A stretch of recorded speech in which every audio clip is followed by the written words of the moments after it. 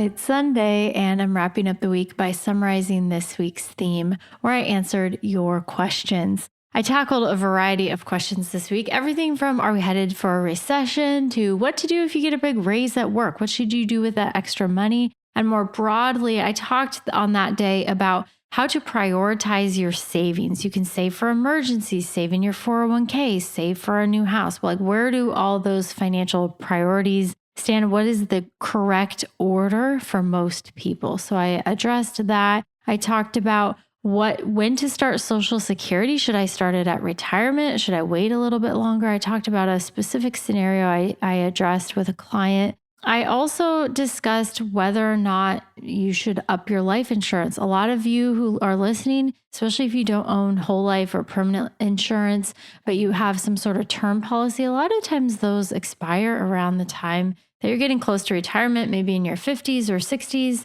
because you bought it when you were much, much younger, when you really needed the insurance, but maybe now you don't need it as much. So I talked about some considerations of when you would just want to let that life insurance go and not buy any additional insurance, or certain circumstances where you may want to consider life insurance, even if you don't need it to protect your loved ones or your kids, little kids who are still at home, because they're grown adults now.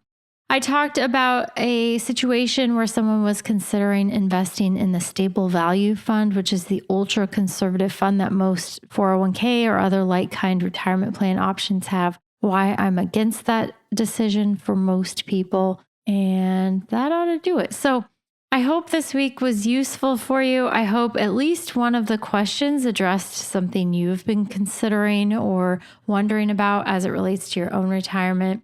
If you're enjoying the podcast, be sure to subscribe so you never miss an episode. Leave a review. I really appreciate it. Your feedback helps me improve the podcast, but it also helps the algorithm. It helps new listeners find the show. It signals to Apple, Spotify, wherever you're listening that like, hey, people like this show. And so it's going to put it out to more people.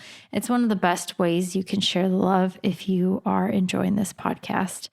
And lastly, if you are interested in learning more about working with me, you can check out my website, truenorthra.com. You can book a free 15-minute call with me, clicking the link in the upper right-hand corner of the homepage.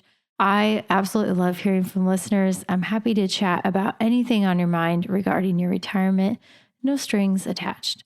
All right, tomorrow I'm starting a brand new theme. I came across an article recently that says the American dream now costs $4.4 million.